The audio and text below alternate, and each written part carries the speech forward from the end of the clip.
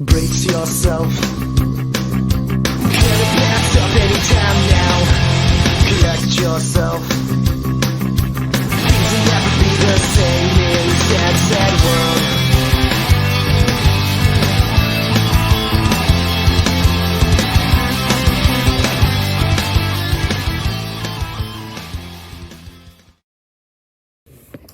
Welcome everybody, good to be with you today. Could I get the Dynasty Show up here for just a moment, please? So, this isn't the big, come over here. This isn't the, now come over here. Oh. This isn't the big grand finale for Dynasty Show. She's not graduating yet, got another week with us, but this is the last opportunity we'll have to capture the Dynasty Show on film. Dynasty has been with me for 4 years, the only student to be in my class in one way or another for all 4 years of high school. And this year, Miss Dynasty Gonzalez has done a phenomenal job as my teacher's assistant. So this isn't our final farewell just yet, but it's the final chance to capture the moment on tape. Remember all the way back in freshman year when I punched, she's the only student I've ever punched in the face. She's the only student I've ever punched in the face. But we won't punch you in the face today. Just a round of applause and thank you to Miss Dynasty Gonzalez. All of a sudden is pretending to be shy. I've never seen that side of Dynasty. And while we're at it, could we get Kenza up here too?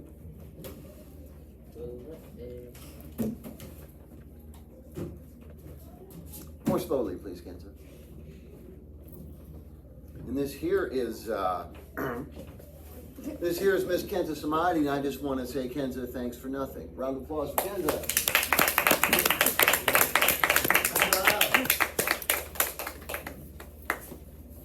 Okay, welcome everybody. Good to be with you today. Today we conclude Sophie's World. Carlos, will you come join me for a second? Yes, sir. I just want to give Carlos here some recognition. It's rarely, if ever, been captured in video, but Carlos has played the role of Sophie's mom all year long, and yesterday was the last appearance of Sophie's mom, and Carlos wasn't able to be here because he got suspended for smoking crack during the that was it, right? Yeah. First I want to thank Carlos, and second I want to inform Carlos that yesterday, finally, for the first time, you got a name. Sophie's mom, your name is Helene. You are Helene Amundsen. So a round of applause for Miss Helene Amundsen. Thank you. Applauding for herself. Have a seat. Okay, so let me introduce the cast of characters. Over here we have Hilde Moller-Nag, and over here we have Miss Sophie. Up your ball. So, now that Sophie and Alberto have accomplished the impossible. Yes. You're Sophie, she's Hilde today. Yes. Good eye, or ear, or whatever. Now that Sophie and Alberto have achieved the impossible, they have broken out of the book, they're in the real world. They can't interact with anybody or anything in the real world, no one can see them, but they do have a whole community of fictional characters that they can get to know, so they won't be alone for all eternity. But now they have one last job, one last goal. They want to meet their maker. They want to come face to face with Albert Nag, the author of the book. And so they know he's coming home today, and so they drive to Bjerkeli, the Nag family home, where Hilde is sitting outside on a swing, a glider. That's like a 2 or 3 person gentle swing on the porch. So we're on page 400. Yeah, we do the whole thing. I kind of do, because I can't, there's no way to join those. That's fine. I'm sorry. Okay, you'll teach me how to do that later. I'm so sorry. Page 496. When Hilde jumped up and ran toward her father, Daddy's home, when Hilde jumped up and ran toward her father, Sophie felt her tears welling up. She would never be able to reach her. What I forgot to mention, I'm so bad at this, what I forgot to mention is when they get there, Sophie runs up to Hilde. It's like, hello, hello, what are you, deaf? Why can't you see me? Why can't you hear me? And Hilde doesn't react at all. Except Sophie thinks maybe she reacted a little bit. Maybe she saw a little bit of a chill or a shock or something on Hilde. Okay. Sophie was deeply envious of Hilde because she had been created a real person of flesh and blood. When Hilde and the Major had sat down at the table, Alberto honked the car horn. So make a car horn honking sound. Well done, they all agreed. Sophie looked up. Didn't Hilde do exactly the same? She ran up to Alberto and jumped into the seat next to him. We'll sit for a while and watch what happens, he said. Sophie nodded. Good work, good work. Have you been crying? She's so lucky to be a real person. Now she'll grow up and have and be a real woman. I'm sure she'll have real children too. And grandchildren, Sophie. Alberto was so comforting. And grandchildren, Sophie. But there are two sides to everything. That was what I tried to teach you at the beginning of our course. How do you mean? She's lucky, I agree. But she who wins the lot of life must also draw the lot of death, since the lot of life is death. But still, isn't it better to have a life than never to really live? We cannot live a life like Hilde, or like the Major for that matter. On the other hand, we'll never die. Don't you remember what the old woman said back there in the woods? We are the invisible people. She was 200 years old, she said. And at their midsummer party, I saw some creatures who were more than 3,000 years old. Perhaps what I envy most about Hilde is what her family is like. But you have a family yourself. You have a cat, 2 birds, and a tortoise. But we left that all behind, didn't we? By no means. It's only the Major who left it behind. He has written the final word of his book, my dear, and he will never find us again. Does that mean that we can go back? Anytime we want. But we're also going to make new friends in the woods behind Cinderella's cafeteria. The Nog family began their meal. For a moment, Sophie was afraid it would turn out like the philosophical garden party in Clover Close. At one point, it looked as though the Major intended to lay his wife Merritt across the table, but then he drew her onto his knee instead. The car was parked a good way away from where the family sat eating. Their conversation was only audible now and then. Sophie and Alberto sat gazing down over the garden. They had plenty of time to mull over all the details and the sorry ending of the garden party. The family did not get up from the table until almost midnight. Hilde and the Major strolled toward the glider. They waved at Merritt as she walked up to the white painted house. Me? You might as well go to bed, Mom. We have so much to talk about. The Big Bang. We too are Stardust. Hilde settled herself comfortably in the glider beside her father. It was nearly midnight. They sat looking out across the bay. A few stars glimmered palely in the light sky. Gentle waves lapped over the stones under the dock. Like I did it with my hand, that's the gentle waves. I'm painting you a picture with my hands because I'm awesome. Okay. Since there's music coming through the wall, when it's y'all speaking parts, be sure to project as much as possible. Her father broke the silence. It's a strange thought that we live on a tiny little planet in the universe. Yes. Earth is only one of many planets orbiting the sun. Yet Earth is the only living planet. Perhaps the only one in the entire universe? It's possible, but it's also possible that the universe is teeming with life. The universe is inconceivably huge. The distances are so great that we measure them in light minutes and light years. What are they actually? A light minute is the distance light travels in 1 minute.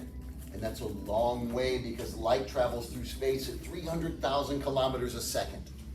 That means that a light minute is 60 times 300,000, or 18 million kilometers.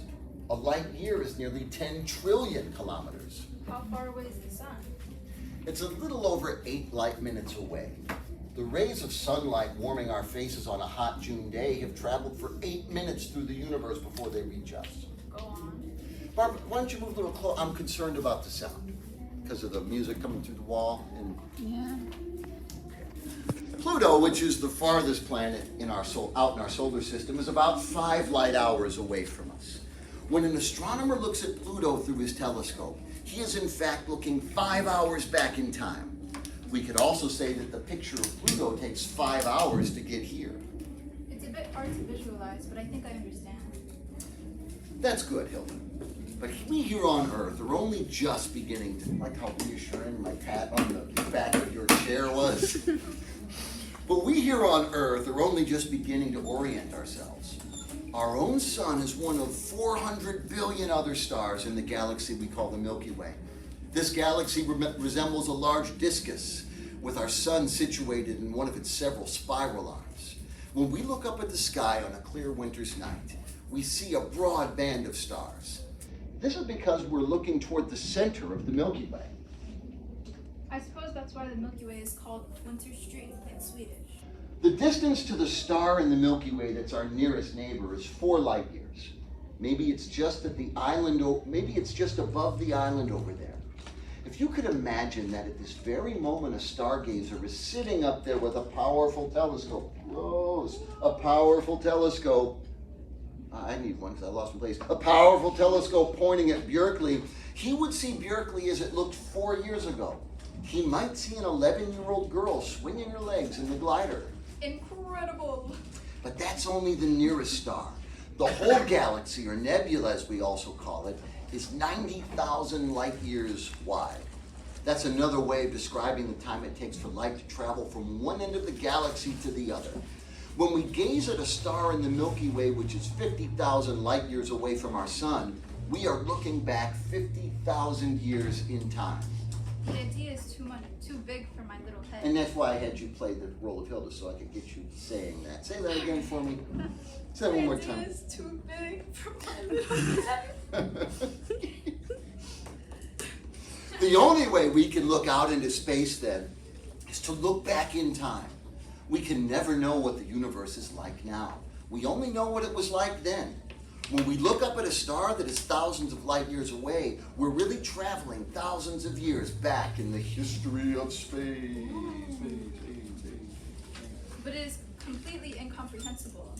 But everything we see meets the eye in form of light waves. And these light waves take time to travel through space. We could compare it to thunder. We always hear the thunder after we've seen the lightning. That's because sound waves travel slower than light waves. When I hear a peal of thunder, make a thunder sound. When I hear a peal of thunder, even a pathetic one, I'm hearing the sound of something that happened a little while ago. It's the same thing with the stars. When I look at a star that is thousands of light years away, I'm seeing the peal of thunder from an event that lies thousands of years back in time. Yes, I see. But so far we've only been talking about our own galaxy. Astronomers say that there are about 100 billion of such galaxies in the universe. And each one of these galaxies consists of about 100 billion stars. We call the nearest galaxy to the Milky Way the Andromeda Nebula. It lies 2 million light years from our own galaxy. That means the light from the galaxy takes 2 million years to reach us.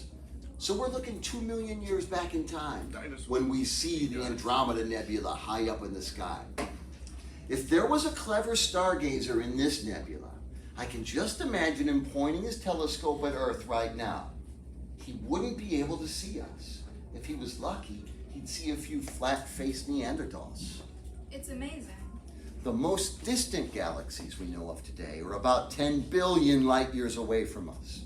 When we receive signals from these galaxies, we're going 10 billion years back in the history of the universe.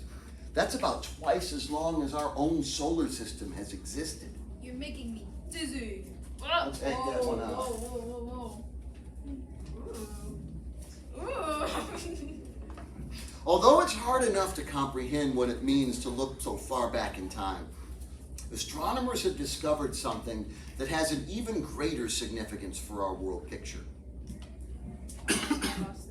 Bad job. What? Apparently no galaxy in space remains where it is. All the galaxies in the universe are moving away from each other at colossal speeds. The further they are away from us, the quicker they move. That means that the distance between galaxies is increasing all the time. I'm trying to picture it. If you have a balloon and you paint black spots on it, the spots will move away from each other as you blow up the balloon. That's what's happening with the galaxies in the universe. We say that the universe is expanding. What makes it do that? Most astronomers agree that the expanding universe can only have one explanation. Once upon a time, about 15 billion years ago, all the substance in the universe was assembled in a relatively small area. That substance grew so dense that gravity made it terrifically hot. Finally, it got so hot and tightly packed that it exploded. We call this explosion the Big Bang. Just the thought of it makes me shudder. The Big Bang caused all the substance in the universe to be expelled in all directions. And as it gradually cooled, it formed stars and galaxies and moons and planets. But I thought you said the universe was still expanding. Yes, I did. And it's expanding precisely because of this explosion billions of years ago. The universe has no timeless geography. The universe is a happening. The universe is an explosion. Galaxies continue to fly through the universe away from each other at colossal speeds. Will they go on doing that forever? That's one possibility, but there is another. You may recall that Alberto told Sophie about the two forces that cause the planets to remain in constant orbit around the sun. Weren't they gravity and inertia? Right, and the same thing applies to the galaxies, because even though the universe continues to expand, the force of gravity is working the other way. And one day, in a couple of billion years, gravity will perhaps cause the heavenly bodies to be packed together again as the force of the huge explosion begins to weaken. Then we would get a reverse explosion, a so-called implosion. But the distances are so great that it will happen like a movie that is run in slow motion. Or like your thought process. Oh my. You might compare it with what happens when you release the air from a balloon. Well, I could the poke a hole in your head. We do this. No. Will all the galaxies be drawn together in a tight nucleus again? Yes, you've got it. But what will happen then? Got it. Wait, what? Oh, there would be another Big Bang and the universe would start expanding again. Because the same natural laws are in operation, and so new stars and galaxies will form. Good thinking. Astronomers think that there are two possible scenarios for the future of the universe. Either the universe will go on expanding forever so that the galaxies will draw further and further apart, or the universe will begin to contract again.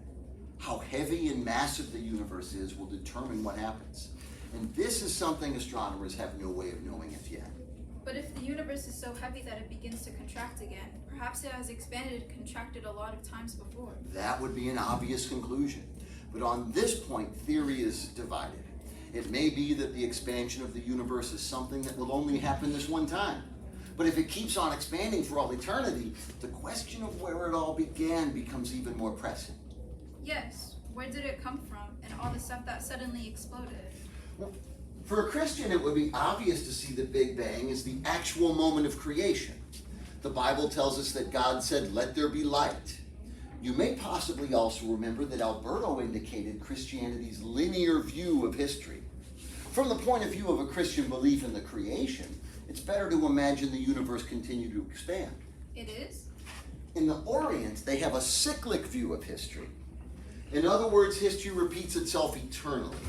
In India, for example, there is an ancient theory that the world continually unfolds and folds again, thus alternating between what Indians have called Brahman's day and Brahman's night. The idea harmonizes best, of course, with the universe expanding and contracting in order to expand again in an eternal cyclic process. I have a mental picture of a great cosmic heart that beats, beats, and beats. I think both theories are equally inconceivable and equally exciting. And they can compare with the great paradox of eternity that Sophie once sat pondering in her garden. Either the universe has always been there, or it suddenly came into existence out of nothing. Ouch. Hilde clapped her hand to her forehead. What was that? I think I've just been stung by a gadfly. It was probably Socrates trying to sting you into life. So I got a prop for you, Kaitlyn. You're going to need this. Hang on to this. Uh-oh. Sophie and Alberto had been sitting in the red convertible listening to the Major tell Hilde about the universe. Has it struck you that our roles are completely reversed? Asked Alberto after a while. In what sense? Before it was they who listened to us and we couldn't see them. Now we're listening to them and they can't see us. And that's not all. What are you referring to? When we started, we didn't know about the other reality about Hilde and the Major habit, and now they don't know about ours. Revenge is sweet. But Major concluded intervene in our world. Our world was nothing but his interventions. I haven't yet republished all hope that we may intervene in their world. But you know that's impossible. Remember what happened in the Cinderella Cafe? I saw you trying to get out that bottle of Coke. Sophie was silent. She gazed out over the garden while the Major explained about the Big Bang. There was something about that term which started a train of thought in her mind. She began to rummage around in the car. Oh my God. What are you doing? Nothing?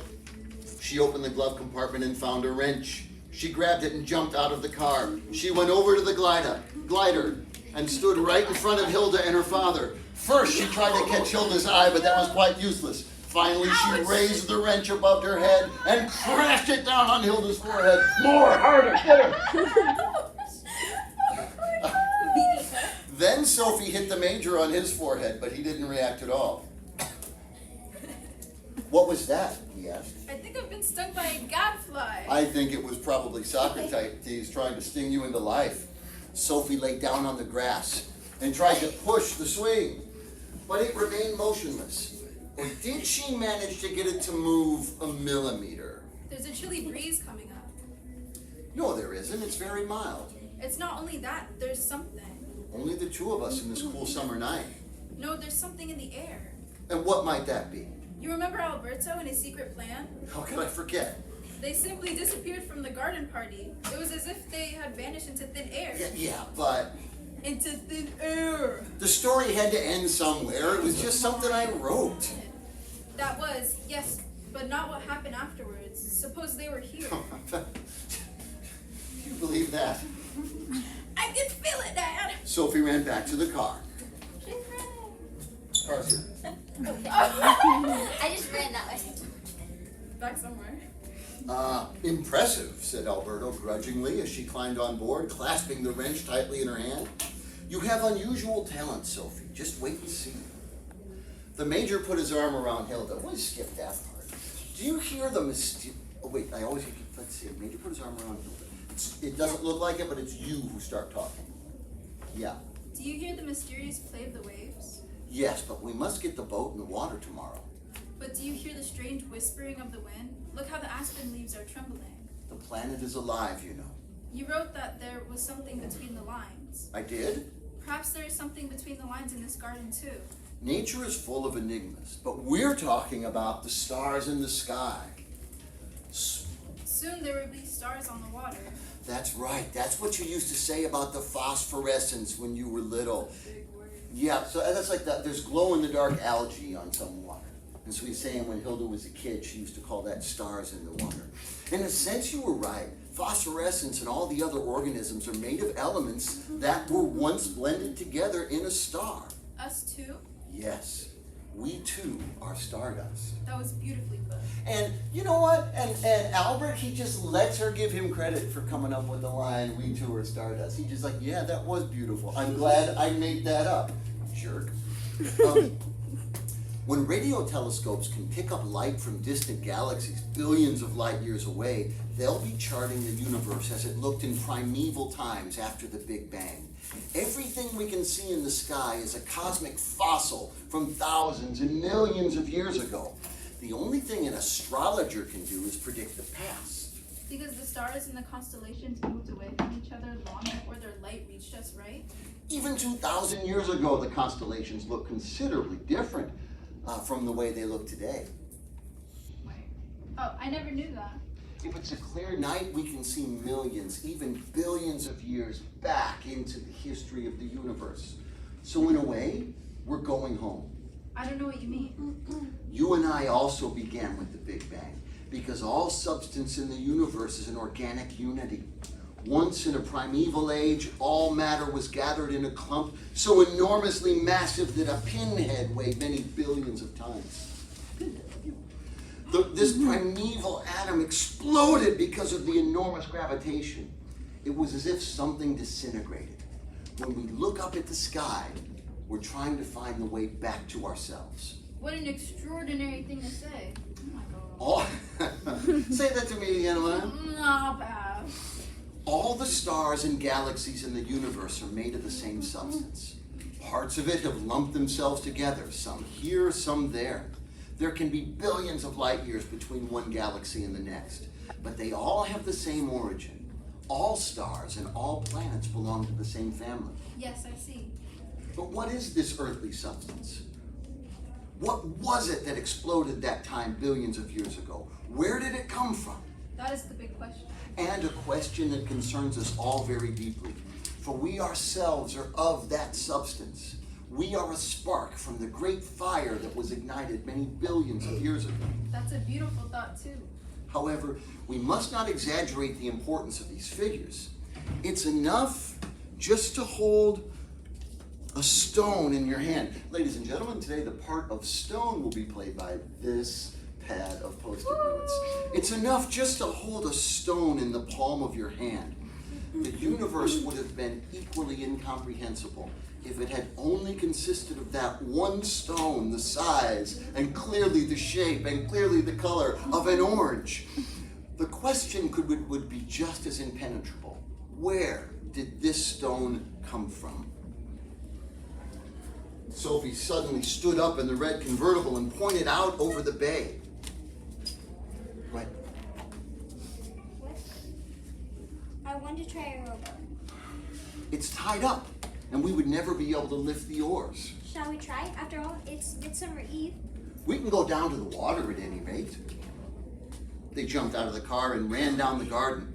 They tried to loosen the rope that was made fast in a metal ring to get the rowboat loose, but they could not even lift one end. It's as good as nailed down. We got plenty of time. A true philosopher would never give up. If we could just get it loose! There are more stars now. Yes, when the summer night is darkest. But they sparkle more in winter. Do you remember the night before you left for Lebanon? It was New Year's Day. That was when I decided to write a book about philosophy for you. I'd been to a large bookstore in Kristiansand and to the library too, but they had nothing suitable for young people. It's as if we were sitting at the very tip of the fine hairs in the white rabbit's fur. I wonder if there's anyone out there in the night of light years. The rowboat has worked itself loose. So it has. I don't understand it. I went down and checked it before you got here. Did you? It reminds me of when Sophie borrowed Alberto's boat. Do you remember how it lay drifted out in the lake? I bet it's her at work again. Go ahead and make fun of me all evening. Say that part again, Amya. No. All evening I've been able to feel someone here. One of us will have to swim out to it. Oh wait, we'll both go, Dad. Yay! Oh, that's it? All that is required to be a good philosopher is the faculty of wonder. Yes. The end. No. Therefore, stop taping. Wait, hey, stop taping?